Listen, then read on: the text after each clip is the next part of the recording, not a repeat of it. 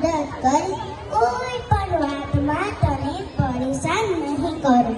Mummy, હું તારું પ્રતિબિંબ બનીને રહીશ.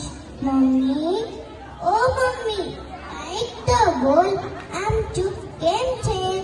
પપ્પા, હું ભાઈની જેમ કોઈ પણ જીદ નહીં કરું, વધારાનો ખર્ચ નહીં કરાવું, સરકારી શાળામાં ભણીશ, જાતે જ મહેનત કરી તમારું નામ રોશન કરીશ.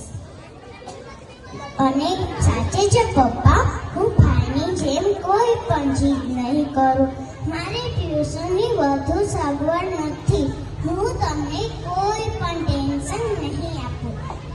તમે જ્યારે થાકીને આવો ને ત્યારે હસતા મોએ પાણીનો ગ્લાસ આપી સરસ સરસ રસોઈ બનાવતા શીખીશ.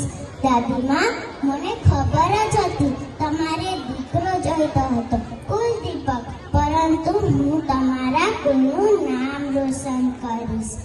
દાદીમાં, હું તમારું ખૂબ સેવા કરીશ. રાત્રે તમારા ભોગો ડાબી આપીશ. હું તમારી ખૂબ સેવા કરીશ. દાદીમાં, તમને એક વાત પૂછું? તમે એક સ્ત્રી જ હતા ને? મારી માં પણ એક સ્ત્રી જ હતા ને?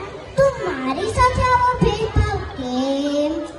દાદાજી, તમે તો આ ઘરના વડીલ છો ને, તમે તો કંઈક સમજાવો. તમે જે ભગવાનના મંદિરે જાઓ છો ને, એ ભગવાને આ બનાવેલી સુંદર દુનિયા મારે જોવી છે. મારી માના ખોળામાં રમવું છે. પપ્પાની આંગળી પકડીને ચાલતા શીખવું છે. પંખીઓના મીઠા મીઠા ગીતો સાંભળવા છે.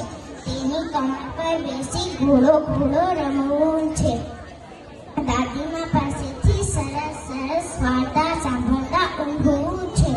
ખુલ્લી હવામાં મારે શ્વાસ લેવો છે.